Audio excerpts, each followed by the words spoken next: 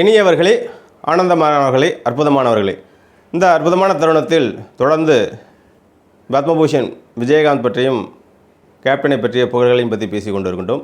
அந்த வகையில் இன்று பார்க்கும் தலைப்பு, மீண்டும் மீண்டும் ஏமாற்றப்படும் கேப்டன் குடும்பத்தினர். யாரால்? இளைய தளபதி விஜயினால். நன்றாக புரிந்து கொள்ளுங்கள் நண்பர்களே. இப்பொழுது கோட் என்று ஒரு படம் ஏஐ தொழில்நுட்பத்தில் மீண்டும் விஜயகாந்தை கொண்டு வரக்கூடிய ஒரு சூழ்நிலையில் வந்திருக்கின்றது. உண்மையில் விஜயகாந்த் ரசிகர்களுக்கு எல்லாருக்கும் பெரும் மகிழ்ச்சி தான். என்று கேட்டிருந்தால் 8 ஆண்டுகளாக 9 ஆண்டுகளாக விஜயகாந்தை காணாத அவருடைய ரசிகர்களுக்கு திரையில் மீண்டும் கேப்டனை காணுவது மிகப்பெரிய அளப்பரிய சந்தோஷம்தான். ஆனால் இதில் பயனடைய போவது யார்? விஜய். ஏனென்று கேட்டீர்கள் என்றால், எவ்வளோ கரெக்டான சுயநலமாக எவ்வளோ நேக்காக அவர் காய் நகர்த்தி கொண்டு வந்திருக்கிறார் என்று பாருங்கள். அதாவது வெங்கட் பிரபு அவர்கள் பிரேமலதா மேடம் அவர்களிடம் ஒரு 2-3 வாட்டி சந்திக்க வேண்டும் என்று சண்முகமொண்டியின் வழியாக தூது அனுப்பியதாகவும், கண்டிப்பாக சந்திக்கிறேன் என்று தான் அம்மா சொல்லிக் கொண்டிருந்தார்கள் என்ற செய்தி வந்து கொண்டிருக்கின்றது. அது விஜய்வுடைய அந்த கோட்டுன்ற ஒரு படத்தை பற்றி எனக்கு கேட்குறீங்க.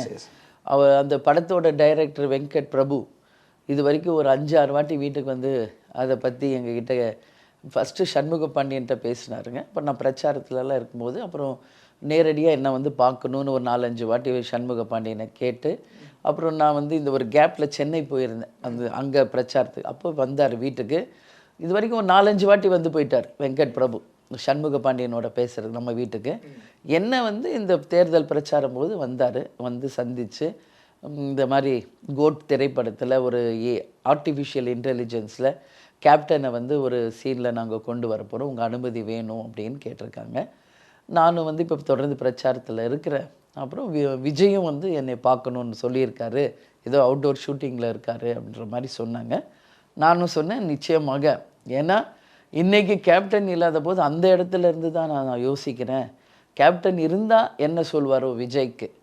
ஏன்னா கேப்டன் அறிமுகப்படுத்தி தான் இன்றைக்கி செந்தூர பாண்டின்ற படத்தில் கேப்டன் நடித்து அவரை அறிமுகப்படுத்தினது உலகத்துக்கு தெரியும். ஸோ டைரக்டர் எஸ்ஏசி மேலேயும் விஜய் மேலேயும் கேப்டனுக்கு எப்போவுமே பெரிய ஒரு பாசம் உண்டு. ஏன்னா எத்தனையோ டைரக்டர்ஸ் இருந்தபோது 17 திரைப்படங்கள் எஸ்ஏசி அவர்கள் தான் கேப்டன் வச்சு டைரக்ட் பண்ணது தெரியும் எல்லாருக்கும். அதனால் எப்போவுமே அவர் மேலே மிகப்பெரிய ஒரு மரியாதை கேப்டனுக்கு உண்டு, எனக்கும் உண்டு. ஏன்னா நான் கேப்டன் கூடயே இருந்து தானே அவருக்கு நிழலாகவே வாழ்ந்திருக்கேன்ல. ஸோ அவர்கள் எத்தனை வாட்டி நம்ம வீட்டுக்கு வந்திருக்காங்க. செந்தூர பாண்டியில் கேப்டன் அவங்களுக்கு கால் ஷீட் கொடுத்ததுலேருந்து எல்லாமே எனக்கும் தெரியும். அப்படி இருக்கும் பொழுது இன்றைக்கி கேப்டன் இடத்துலேருந்து நான் இந்த ஆர்டிஃபிஷியல் இன்டெலிஜென்ஸ் கேப்டன் நடிக்கிற மாதிரி வேணும்னு அவங்க கேட்கும்போது, பிரேமலதா விஜயகாந்துக்கு அப்பாற்பட்டு கேப்டன் இடத்திலிருந்து அதை நான் யோசிக்கிறேன். கேப்டன் இருந்தால் நிச்சயம் மறுக்க மாட்டார். அதே தான் நானும் சொல்லியிருக்கேன். உறுதியாக இந்த தேர்தல் முடிந்து விஜய் பார்க்கணுன்னு சொல்லியிருக்காரு. வரட்டும், நான் அப்போது ஒரு நல்ல முடிவாக சொல்கிறேன் அப்படின்னு நான் சொல்லியிருக்கேன்.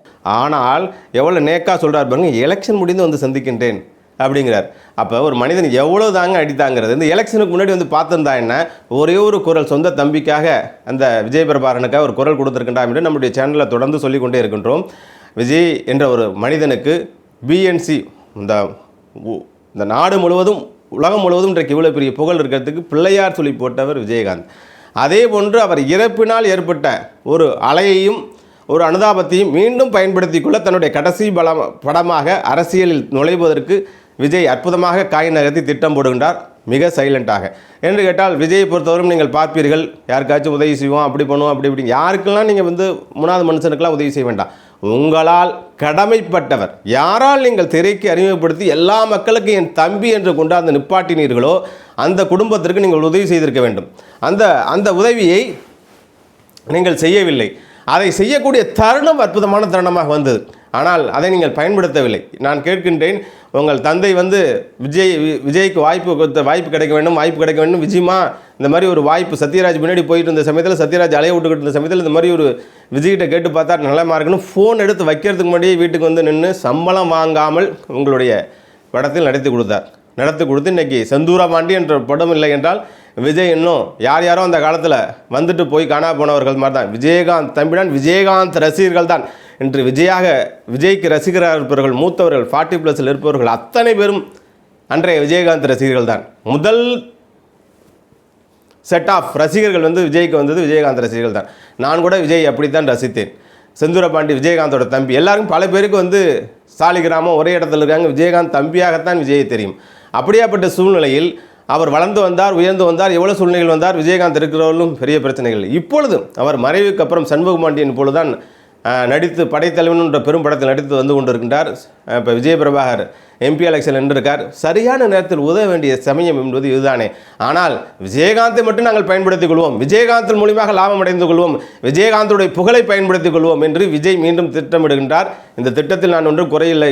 நான் நம்முடைய அமிர்தகாரா சேனல் சார்பாகவும் விஜயகாந்த் ரசிகர்கள் சார்பாகவும் நான் கோரிக்கை வைத்தேன். சாதாரணமாக கோட் படங்கள் தருங்கள், கௌரவம் தொட்டு தானே, ஏஎல் தொழில்நுட்பம் தானே. பிரேமலதா மேடம் விஜயகாந்த் இப்பொழுது இருந்தால் என்ன முடிவு எடுப்பாரோ நான் அந்த முடிவை எடுத்து அதுக்கு பர்மிஷனும் கொடுத்துருவாங்க. ஆனால் நான் கொதித்து கொண்டிருக்கும் விஜயகாந்த் ரசிகர்கள் சார்பாக ஒரு கோரிக்கை வைக்கின்றேன். அந்த கோட் படத்தின் மூலியமாக கண்டிப்பாக பெரிய ஹிட் அடிக்கும். விஜய்க்கு இன்றைக்கி எவ்வளோ பெரிய மார்க்கெட் என்று தெரியும். விஜயகாந்த் இறந்ததற்கப்புறமும் அவருடைய கோவிலில் இன்று 1000 பேருக்கு அன்னதானங்கள் போட்டு கொண்டு இருக்கின்ற 1000 பேருக்கு நலத்திட்ட உதவிகள் செய்து கொண்டு இருக்கின்றார்கள். வள்ளல் விஜயகாந்த் அப்படிங்கிற பேரில் ஒரு அற்புதமான ட்ரஸ்ட்டை ஒன்று அந்நியார் அவர்கள் ஏற்படுத்தியிருக்கின்றார்கள். அதன் மூலியமாக வரும் பெரும் ஒரு தொகையை விஜயகாந்தோடைய வள்ளல் விஜயகாந்த் ட்ரஸ்ட்டுக்கு, மெமோரியல் ட்ரஸ்ட்டுக்கு கண்டிப்பாக விஜய் வழங்க வேண்டும் என்ற ஒரு கோரிக்கையை இதை வைத்துக்கின்றேன். பெருந்தன்மையாக பிரேமலதா அம்மையார் அவர்களும் பெருந்தன்மையாக ஓகே விஜய் தானே வந்து கேட்குறீங்க, எத்தனை வாட்டி உதவுறது உங்கள் குடும்பத்துக்கு, உங்களுக்கு எத்தனை வாட்டி உதவுறது?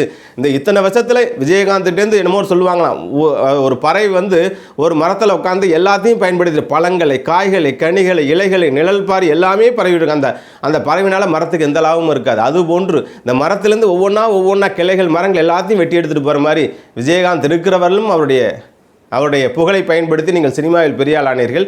மீண்டும் அவர் மறைந்ததற்கப்புறம் அவருடைய புகழை பயன்படுத்தி அரசியலில் நுழைந்து விட்டீர்கள். அவருடைய புகழை பயன்படுத்தி சினிமாவில் மிகப்பெரிய வெற்றியை அடையப் போகின்றீர்கள். உங்களுடைய கடைசி படமாக இருக்கக்கூடிய கோட் படம் கண்டிப்பாக வெங்கட் பிரபு பற்றி நான் எந்த குறையும் சொல்லவில்லை. விஜயகாந்த் அவர்கள் கங்கை அம்மன் குடும்பம் சரி, கோவில் காலையோ ஒரு படத்தை டைரக்ஷன் பண்ணுறாங்க, நல்ல ஒரு தொடர்பில் தான் இருக்கேன். இளையராஜா குடும்பத்துக்கும் அவர்களுக்கும் நல்ல தொடர்பு தான், அது எங்கள் பேச்சுக்களை. வெங்கட் பிரபு ஒரு மேடையில் சொல்லியிருக்கின்றார், கேப்டன் அவர்களை இயக்குவதற்கு எனக்கு வாய்ப்பு கிடைக்கும். ஏன்னா டைரக்டரோட பிள்ளை, ஒரு டைரக்டர் என்ன சொல்கிறாரோ அதை அப்படியே நடிக்கக்கூடியது. வெங்கட் பிரபு மேல் உள்ள நம்பிக்கையில் வருங்காலத்தில் அவர் சண்முகபாண்டியன் போன்றவர்கள்லாம் வைத்து படம் இயக்குவார் என்ற நம்பிக்கையில் அவர் கண்டிப்பாக அதற்கு வந்து பர்மிஷன் கொடுக்கலாம். ஆனால் விஜயகாந்த் ரசிகர்கள், விஜயகாந்தால் கொந்தளிக்கப்படும் ரசிகர்கள் சார்பாக கேட்டுக்கணும், கோட் படத்திலிருந்து வரக்கூடிய லாபத்தில் ஒரு தொகை விஜயகாந்த் வள்ளல் விஜயகாந்த் மெமோரியல் ட்ரஸ்ட்னு அந்நியார் ஆரம்பித்திருக்கின்ற அந்த ட்ரஸ்ட்டுக்கு கொடுக்க வேண்டும். அந்த ட்ரஸ்டின் மூலியமாக வருங்காலத்தில் நிறைய நலத்திட்ட பணிகளை செய்ய அவர்கள் தயாராகி கொண்டிருக்கின்றார்கள்.